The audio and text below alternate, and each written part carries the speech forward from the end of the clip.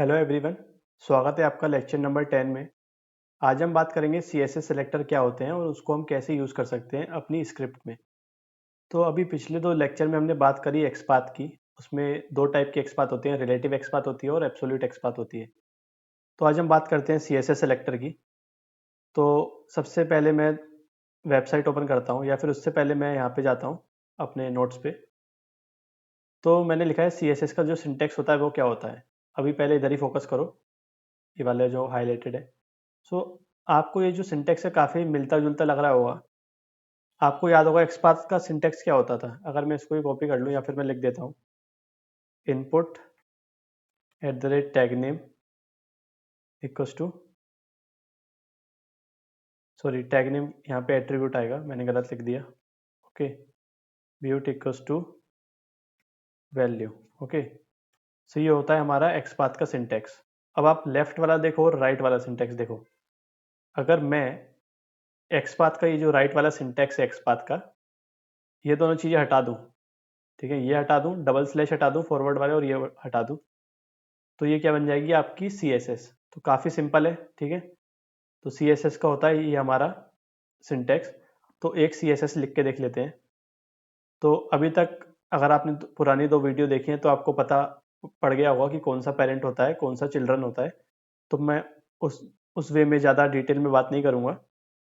सो अगर मैं इस पर्टिकुलर लाइन की बात करूँ, मुझे इसकी एक्सपाथ लिखनी है, ठीक है। चलो पहले एक्सपाथ से स्टार्ट करते हैं। तो मैं क्या लिखूँगा, ठीक है, ये एक्सपाथ लिखी थी हमने पिछले लेक्चर में, आपको याद होगा। काफ़ी काफ़ी एक्सपाथ लिखी हमने इस वेबसाइट की। तो इसमें से मैं एट द रेट हटा देता हूँ और ये डबल स्लैश हटा देता हूँ। तो ये बन गई मेरी सी एस एस सेलेक्टर। तो इसको मैं अपनी स्क्रिप्ट में यूज़ कर सकता हूँ, ठीक है। तो एक तो हमने बोला था कि यहाँ पे आप वैलिडेट कर सकते हो और हम यहाँ पे भी वैलिडेट कर सकते हैं। सो अगर आपको एक्सपाथ वैलिडेट करनी है तो मैंने आपको बताया था $x, स्मॉल एक्स आपको यूज़ करना है अगर आपको यहाँ पे वैलिडेशन करना है। बट क्योंकि मैं एक्सपाथ यूज़ कर रहा हूँ तो पहले एक बार मैं सी एस एस लिख के देखता हूँ। देखो आपको कोई भी एलिमेंट मैच नहीं आ रहा है, क्यों? क्योंकि ये एक्सपाथ के लिए यूज़ होता है। अगर मुझको सी एस एस वैलिडेट करनी है तो यहाँ पे मैं लगाऊंगा $। ओके, तो आपको $, यूज़ करना है। तो देखो, अगर मैं इसको क्लिक करूँ और यहाँ पे मैं हाईलाइट करूँ तो ये एक कंप्लीटली मतलब correct XPath, sorry correct C S S है। तो इसको आप यूज़ कर सकते हो, ठीक है। तो एक हमने सी एस एस की ये बात करी, बेसिक सिंटेक्स। सो चलो एक और वेबसाइट पे चलते हैं। अमेजन वेबसाइट पे चलता हूँ मैं, ठीक है।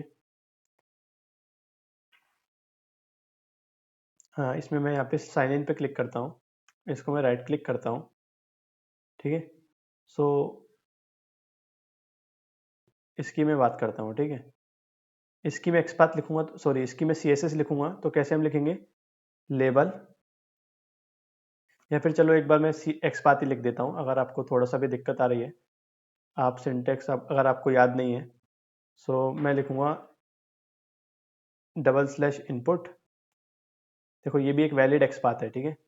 वैसे मैं सी एस एस की बात कर रहा हूँ, मैं बार बार एक्सपाथ बोल रहा हूँ, बट आपको समझाने के लिए एक बार मैं और लिखता हूँ eight the rate type email. ये हम एक्सपाथ ऐसे लिखते थे। अगर मैं इसमें से एट द रेट हटा दूंगा और डबल स्लैश हटा दूंगा तो ये मेरी सी एस एस बन जाएगी, ठीक है। सो कुछ एरर आई है क्या? ओके, एरर नहीं आई।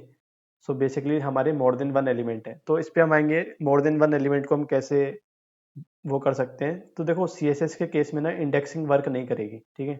आप सोचोगे मैं इंडेक्सिंग कर दूंगा, तो ये एक्सपाथ के केस में ही वर्क करती है। सी एस एस है क्योंकि इसमें हमारी इंडेक्सिंग वर्क नहीं करेगी, ठीक है। तो अभी के लिए मैं इसको ऐसे ही रहने देता हूँ। तो मैं जाता हूँ इसी पे, मैंने शायद इसी की लिखी थी एक्सपाथ, राइट? हाँ। तो अब मैं क्या करूँ, मुझको दो एलिमेंट मिल रहे हैं। आपको याद होगा हम क्या करते थे एक्सपाथ में, क्या करते थे, एक और एलिमेंट जोड़ देते थे, आई डी इक्वल्स टू, देखो अब ये यूनिक एलिमेंट बन गया। ये हमारी एक unique C S S selector है। एक्सपाथ में क्या होता था कि यहाँ पे एट द रेट आ जाता था और डबल स्लैश आ जाता था। इसको भी हम वैलिडेट कर लेते हैं जल्दी से। सो $,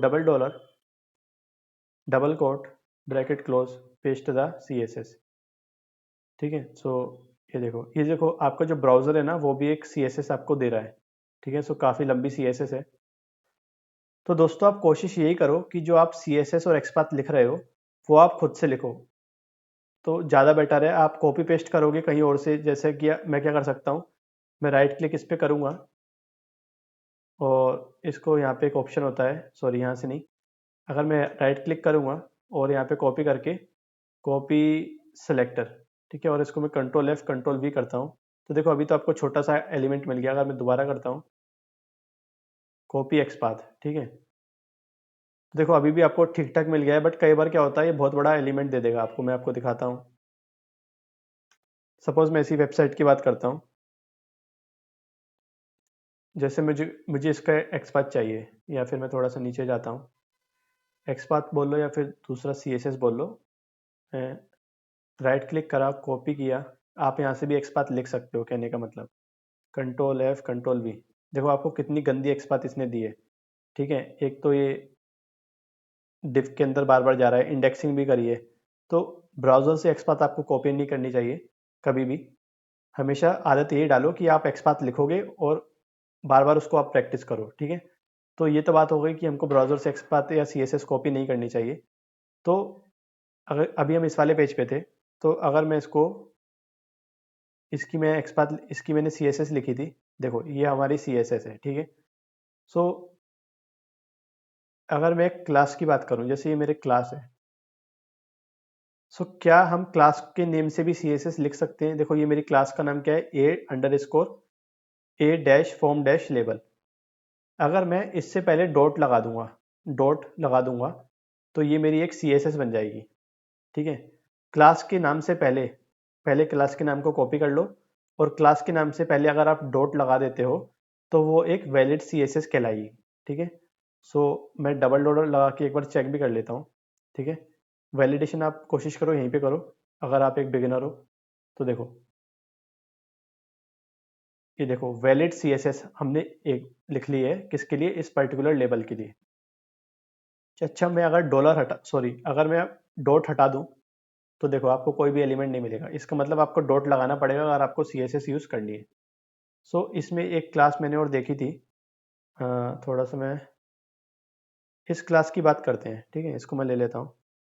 मैंने क्या बोला था अभी आपको, अगर क्लास के नाम से पहले मैं डॉट लगा दूं तो वो एक CSS बन जाएगी, ठीक है। तो क्लास का नाम मैंने अभी ये कॉपी किया, ये मेरी क्लास का नाम है जो कि मैंने यहाँ से कॉपी किया, ठीक है। ये वाली क्लास मैंने कॉपी कर ली जो कि है हमारे टेक्स्ट बॉक्स की। सो अभी हमको जीरो एलिमेंट मैच हो रहे हैं, चलो मैंने बोला कि चलो डॉलर डॉलर लगा लेते हैं, नोट डॉलर, डॉट लगा लेते हैं, ठीक है। डॉट लगाया, फिर भी जीरो एलिमेंट। देखो यहाँ पे एरे का जो ब्रैकेट है वो खाली है, मतलब कोई भी एलिमेंट मैच नहीं हो रहा। तो इशू क्या है, देखो ये जो क्लास है ना, इसके अंदर आपको स्पेस दिख रहे हैं। जब कभी भी आप CSS लिख रहे हो और अगर आपके क्लास के नाम में, जो भी आपका क्लास का नाम है जो आप स्क्रीन पर देख पा रहे हो, उसमें स्पेसिंग है, तो आप क्या करो, उसको CSS बनाने के लिए स्पेस हटाओ। यहाँ से मैं स्पेस हटा दूंगा, यहाँ पे डॉट लगाओ, जितनी स्पेस है सबको हटा दो और उधर के लगा दो, डॉट लगा दो, ठीक है। इसको भी मैं हटा दूंगा, इसको भी।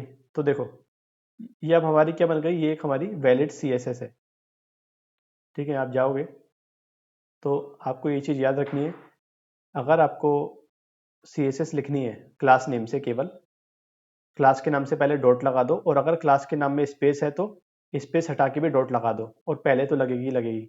तो इस टाइप से आप इसको CSS को लिख सकते हो, ठीक है। सो एक और वेरिएशन है, जैसे अगर मैं क्या करूं, एक वेरिएशन और है, जैसे मैं यहाँ पे जाता हूँ, ये हमने डिस्कस कर लिया था राइट, और ये वाला भी हमने डिस्कस कर लिया। इन तीनों पे अभी हम बाद में आएंगे, ठीक है। जैसे कि आईडी की मैं बात करूँ, ठीक है, जैसे अगर कहीं पे आपको आईडी दी है, केवल आईडी है ना, जैसे ये वाली आईडी है, कॉपी, और मैं इसको पेस्ट कर दूं, तो देखो अभी ना तो ये CSS है ना तो ये एक्सपाथ है, ठीक है। ये तो जस्ट ये सर्च बता रहा है कि इसके अंदर ये प्रेजेंट है, क्योंकि अगर आप यहाँ पे चेक करोगे डबल डॉलर, ठीक है, देखो जीरो एलिमेंट, अगर मैं एक्सपाथ वैलिडेट करूंगा तो भी जीरो एलिमेंट, ठीक है। तो ये ना तो ये एक्सपाथ है ना तो ये CSS है।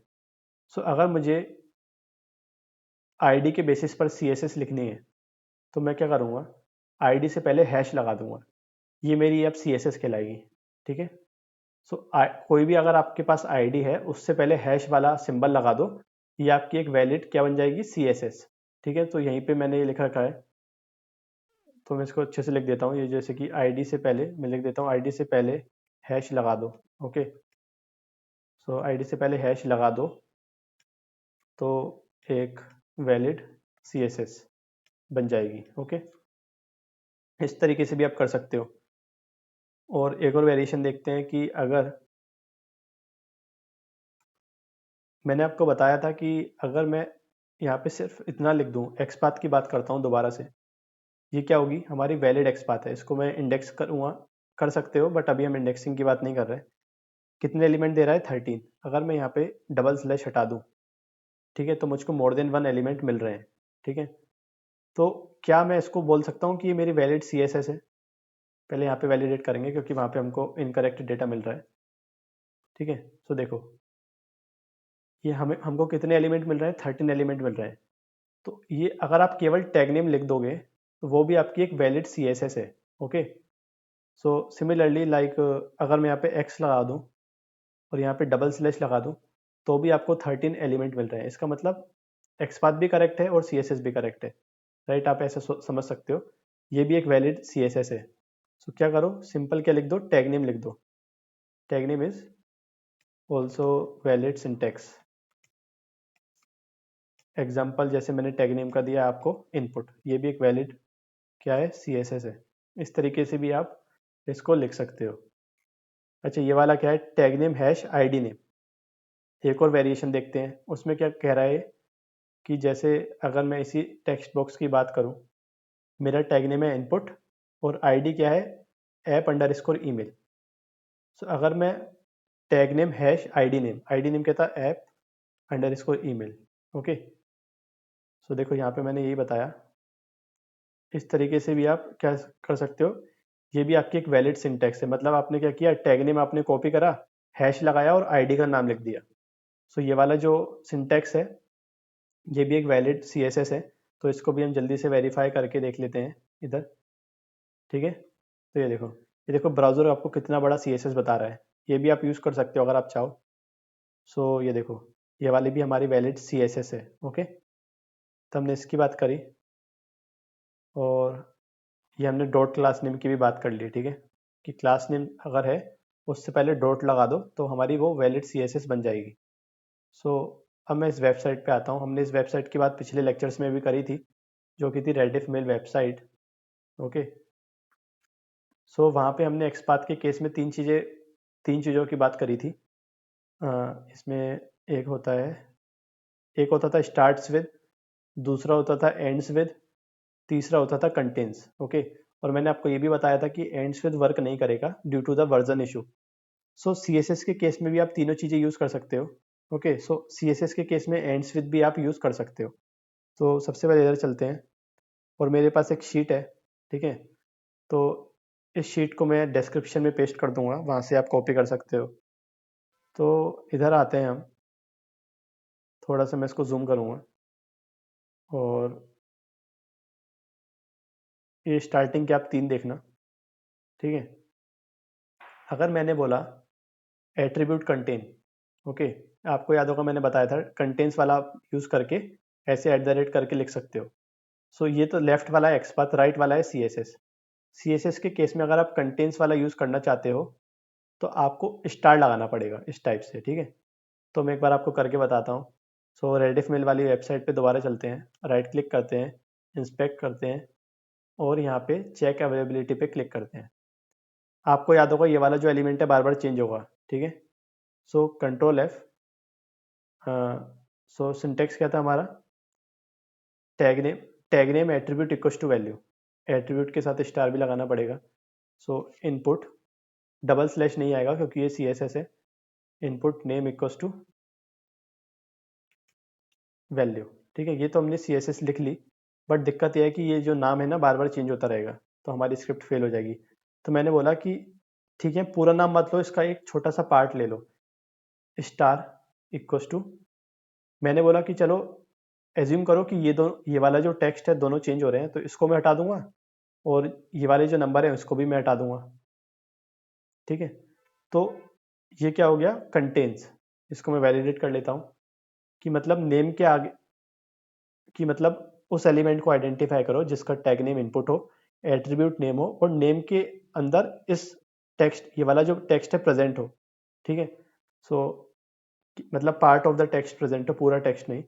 सो double dollar double quotes paste.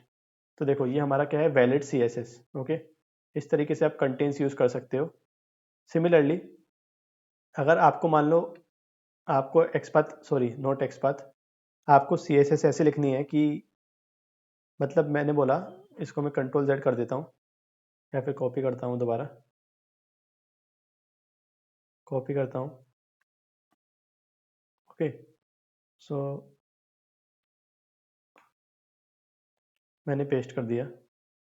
अब मैंने बोला कि मुझे मुझे CSS ऐसे लिखनी है जो इस पर्टिकुलर बटन से, सॉरी नॉट बटन, इस पर्टिकुलर एलिमेंट से स्टार्ट हो और एंड किसी से भी हो सकती है।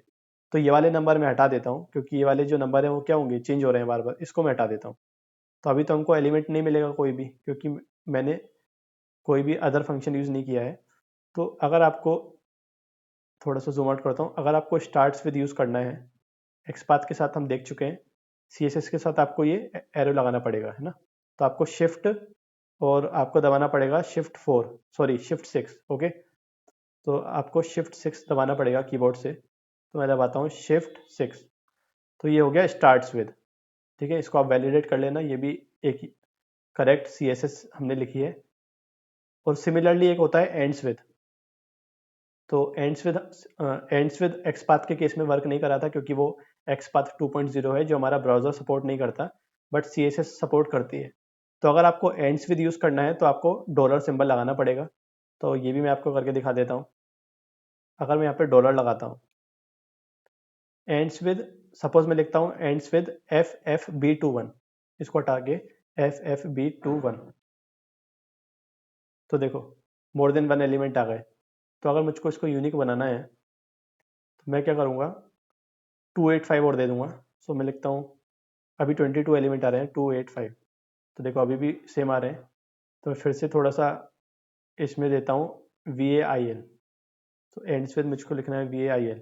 तो देखो अब वन एलिमेंट आ गया है ना। अगर मैं इसको हटाऊँ तो भी मुझको, ओके, तो मुझको यहाँ तक लिखना पड़ेगा, नहीं तो मुझे यूनिक नहीं मिलेंगे। सो मैं बोल रहा हूँ कि उस वाले एलिमेंट को आइडेंटिफाई करो जिसका टैग नेम इनपुट हो, एट्रीब्यूट नेम हो और नेम की जो वैल्यू होती है वो किससे एंड होनी चाहिए, इस पर्टिकुलर नाम से एंड होनी चाहिए। तो आपको वन एलिमेंट मिल गया। तो इस टाइप से आप यूज़ कर सकते हो। ओके, तो अब थोड़ा सा ऊपर चलते हैं। इसकी हमने बात कर ली थी ऑलरेडी। ओके, मल्टीपल एलिमेंट आप कॉन्केटिनेट कर सकते हो अगर आपको यूनिक एलिमेंट चाहिए। ओके, सो इसकी हम दोबारा से बात करेंगे।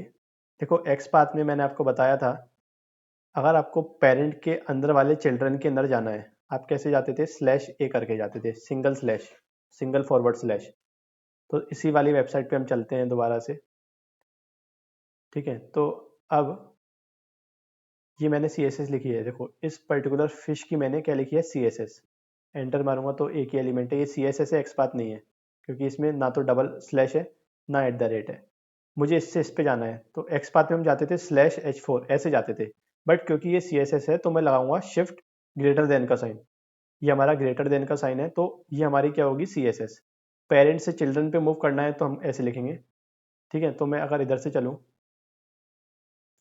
div class equals to animal, और सपोज एनिमल से मुझको कहाँ पे जाना है, मुझे यहाँ पे जाना है, div पे जाना है। तो मैं लिखूंगा /div, sorry not slash, it's greater than sign. Okay, so अब आप देखो दो एलिमेंट मिल रहे हैं फिर से। ठीक है, हम पहले भी डिस्कस कर चुके हैं। तो आप क्या करोगे, अगर आपको फर्स्ट चाइल्ड पे जाना है, अगर आपको फर्स्ट वाले चिल्ड्रन पे जाना है, तो आप क्या करोगे, इसमें मैंने लिखा था। तो देखो आप ऐसे कर सकते हो, फर्स्ट चाइल्ड, या तो आप ऐसे दे दो, एक बार चेक करते हैं हमको वैल्यू मिल रही है।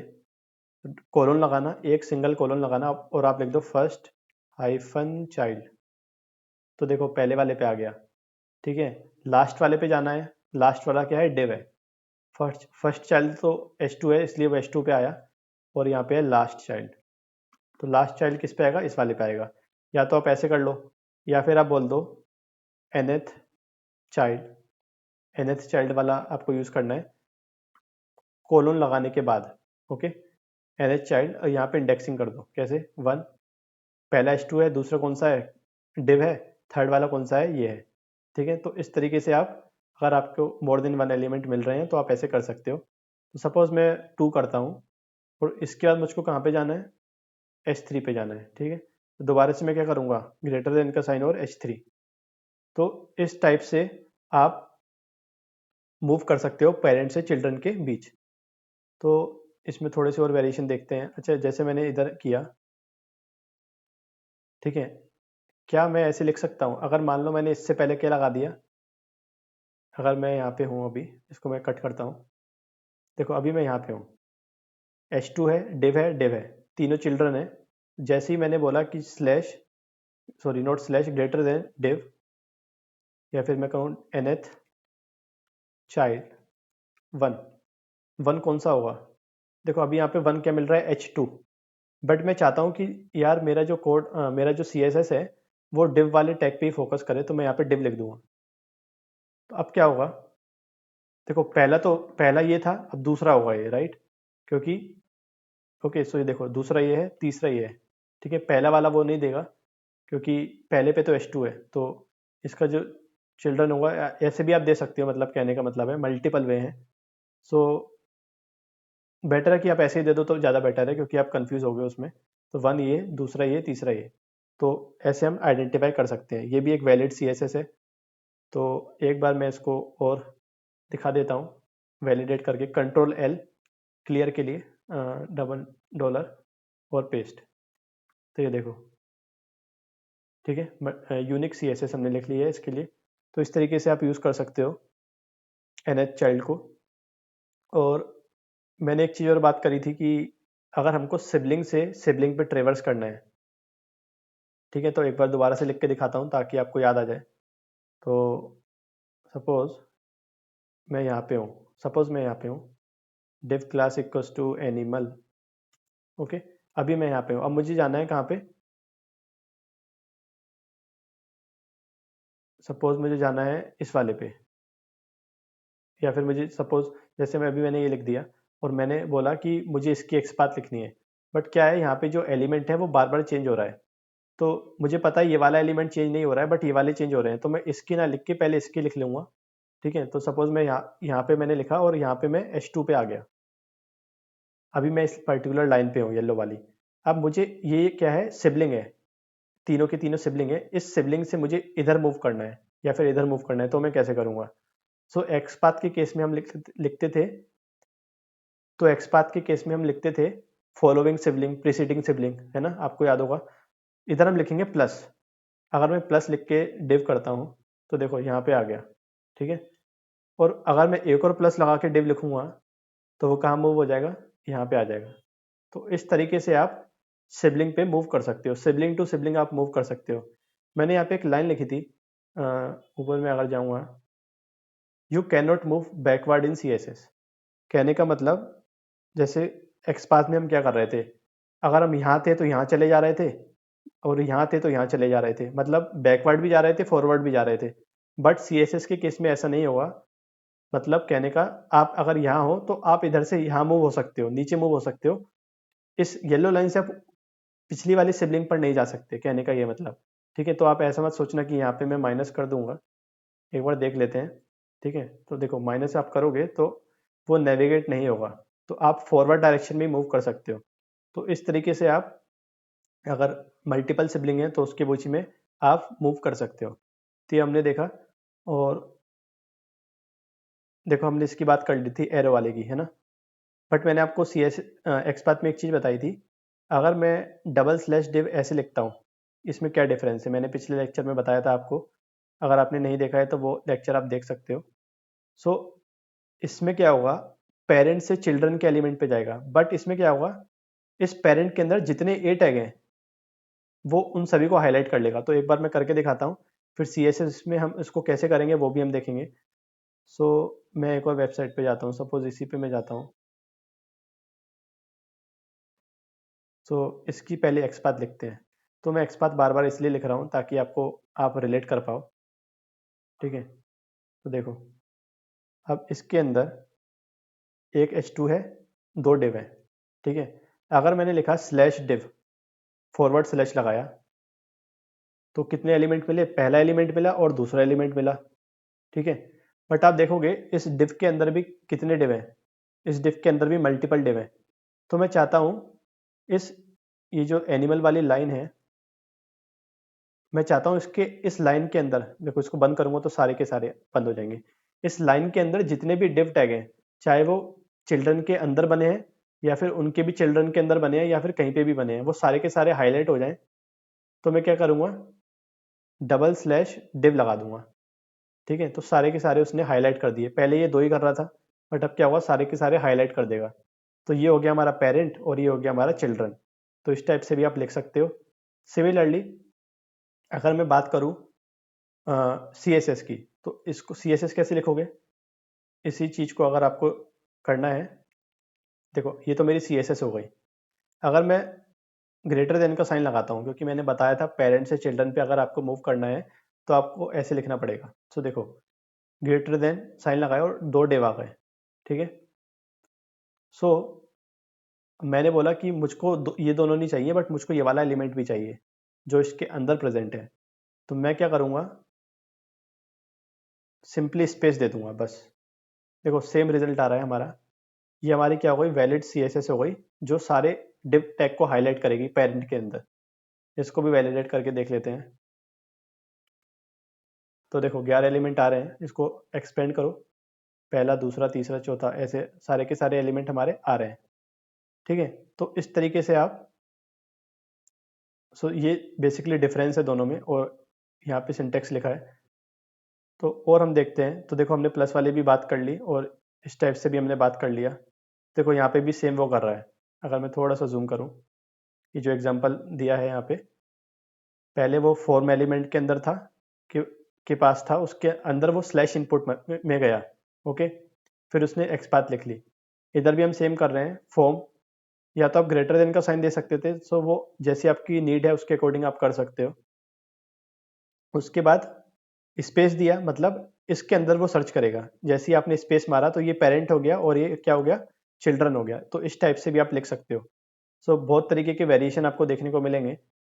और मैं आपको बताता हूँ एक और, देखो ये क्या है, ये भी एक वैलिड सी एस एस है, ठीक है। कैसे है, मैं जाता हूँ, अगर मैंने इतना लिख दिया, tag name class name, sorry tag name और एट्रीब्यूट नेम, देखो वैलिड सी एस एस है ये भी हमारी। इसको मैं एक्सपाथ में कन्वर्ट करूंगा तो कैसे करूंगा, double slash div eight the rate class, मतलब मैंने एट्रीब्यूट की वैल्यू ही नहीं, एट्रीब्यूट की जो वैल्यू है क्लास की वो मैंने दी नहीं। या तो आप ऐसे लिख दो या फिर एट्रीब्यूट की वैल्यू भी दे सकते हो, जो आपको लगे वैसे आप कर सकते हो। ये सी एस एस, ये एक्सपाथ हो गई, और ये क्या हो गई हमारी सी एस एस। देखो दोनों में सेम एलिमेंट आ रहे हैं, तो इसको यहाँ पे भी वैलिडेट करके देख लेते हैं। कंट्रोल एल, स्क्रीन क्लियर हो गई हमारी, 12 एलिमेंट आ गए, ठीक है। सो इस तरीके से इसको मैं क्लियर करूँगा। तो एक्स पाथ अगर मुझको लिखनी है तो मैं कैसे लिखूँगा, देखो 12 एलिमेंट, ठीक है। तो इस तरीके से आप कर सकते हो। इसमें मैंने एक्स पाथ बताई थी, तो शायद मैंने ये वाला पॉइंट नहीं बताया था, लास्ट वाला, लास्ट फंक्शन भी होता है एक। जैसे फॉर एग्जांपल मैं इसमें जाता हूँ, या फिर रेडिफ, चलो इसमें ही देख लेते हैं, ये थोड़ी सी ईजी पड़ेगी, आराम से हम समझ पाएंगे। अगर मैं यहाँ पे हूँ eight the rate class, x path की बात कर रहा हूँ मैं दोबारा से बीच में, ठीक है। देखो ये हमारी सी एस एस है, तो इसको एक्स पाथ में पहले लिख लेता हूँ। इसका देखो, इसका पहला चाइल्ड ये है, दूसरा ये, तीसरा ये। अगर मुझको पहले वाले एलिमेंट पे जाना है तो मैं कैसे जाऊंगा, देखो फर्स्ट चाइल्ड पे कैसे जाऊंगा, 1 करके, ठीक है। अगर मैं लिखूँ स्लैश डिव, ठीक है, डिव 2 हैं तो 1 करके मैं ऐसे जा सकता हूँ। बट मैंने बोला कि मुझको इंडेक्सिंग नहीं करनी, ठीक है। मुझको यार तुम डायरेक्ट ना, मतलब जैसे अगर मैं डिव 2 करूँगा तो मैं लास्ट वाले चिल्ड्रन पे पहुँच जाऊँगा। बट मैंने बोला कि यार मुझको ना इंडेक्सिंग नहीं करनी, क्लाइंट कह रहा है यार इंडेक्सिंग मत करो, गंदा लगता है। तो मैंने क्या बोला कि ठीक है, हम इंडेक्सिंग नहीं करेंगे, हम ये यूज़ कर लेंगे लास्ट फंक्शन। तो देखो लास्ट फंक्शन कैसे यूज़ कर सकते हो, इधर आप लिख दो लास्ट और ब्रैकेट बना दो फंक्शन के। तो इस फंक्शन को भी आप यूज़ कर सकते हो। अगर यहाँ पे मान लो 100 चिल्ड्रन होते इसके, अभी तो 3 ही है, मान लो 100 होते, तो वो डायरेक्टली आपको लास्ट वाले पे पहुंचा देता। तो इस टाइप से भी आप यूज़ कर सकते हो, ठीक है। सो सिमिलरली आप CSS में कैसे यूज़ करोगे वो भी बता देता हूँ। तो CSS के लिए पहले मैं डबल स्लैश एंड से हटा दूंगा, ये भी हटा दूंगा, और सिंटेक्स क्या था, ओके। सो यहाँ पे लास्ट चाइल्ड ऐसे ले रहा है, ओके। सो अगर मैं लेता हूँ ग्रेटर देन का साइन डिव, दो मिलेंगे, बट मुझको कौन सा चाहिए, last child, last hyphen child, ठीक है। तो देखो आपको लास्ट वाला मिल गया। सिमिलरली अगर आपको पहले वाला चाहिए तो आपको लिखना पड़ेगा फर्स्ट चाइल्ड, ठीक है। तो अगर मैं यहाँ से डिव हटा दूँ, या फिर पहले लगे रहने देता हूँ, डिफरेंस बताता हूँ आपको। फर्स्ट चाइल्ड, देखो फर्स्ट चाइल्ड इसको इसलिए नहीं मिल रहा है, रीज़न क्या है मैं आपको बताऊँ। फर्स्ट चिल्ड्रन इसका H2 है ना कि डिव, इसलिए अगर आप यहाँ पे H2 लिखोगे तभी आपको मिलेगा, राइट। सो बेटर है कि आप इसको ना ऐसे कर दो, ठीक है। तो वो पहला चाइल्ड ये हो गया, और ये कौन सा हो गया, लास्ट चाइल्ड, ओके। पहला ये, लास्ट ये। अगर यहाँ पे आप डिव लगा दोगे ना तो वो वर्क नहीं करेगा। उसका रीज़न ये है कि पहला जो चाइल्ड है वो H2 है, ठीक है। तो इस तरीके से आप कर सकते हो। बट अगर आपको बीच वाले पे जाना है तो कैसे करोगे, आप लिखोगे nth चाइल्ड, बीच वाला किस पे आएगा, 2 नंबर पे। इस टाइप से आप लिख सकते हो। तो चलो इसको भी वैलिडेट करा लेते हैं। तो control L, control control double dollar,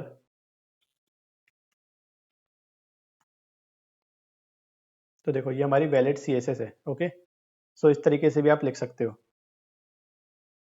सो और देखते हैं कोई वेरिएशन हमको। देखो हमने ये वाला डिस्कस कर लिया, स्टार्ट्स विद एंड्स विद। हमने प्लस आइकन भी, प्लस वाला सिंबल भी डिस्कस कर लिया, अगर सिबलिंग से सिबलिंग पे मूव होना हो, ठीक है। अच्छा ये वाला भी आप कर सकते हो, tag name dot class name. For example अगर आप,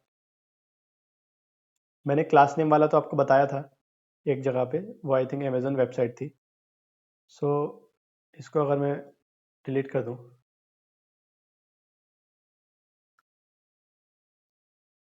थोड़ा सा राइट में जाता हूँ, ये मेरी क्लास नेम थी, राइट। इसका टैग नेम क्या है इस लाइन का, input, tag name dot class name. तो देखो क्लास नेम के बीच में स्पेस है, इसलिए वो आइडेंटिफाई नहीं कर पा रहा है। ये मेरा टैग नेम है, मैंने डॉट लगाया, क्लास का नाम डाल दिया, बट क्लास में क्या थे, स्पेस थे। तो देखते हैं क्या ये वर्क करेगा अगर मैं स्पेस की जगह डॉट लगा दूं, ठीक है। तो देखो ये हमारी क्या बन गई, एक वैलिड CSS सेलेक्टर बन गया हमारा। इसको हम अपनी स्क्रिप्ट में क्या कर सकते हैं, यूज़ कर सकते हैं। सो इसको मैं यहाँ पे वैलिडेट कर लेता हूँ जल्दी से।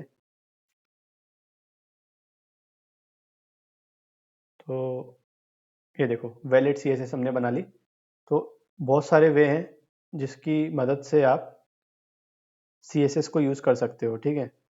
सो आई थिंक हमने सारे के सारे जो हैं यहाँ पे लिखे हैं, डिस्कस कर लिए हैं, ठीक है। अच्छा इसमें भी आप देखो तो इसने कैसे लिखा है, थोड़ा सा मैं जूम करता हूँ।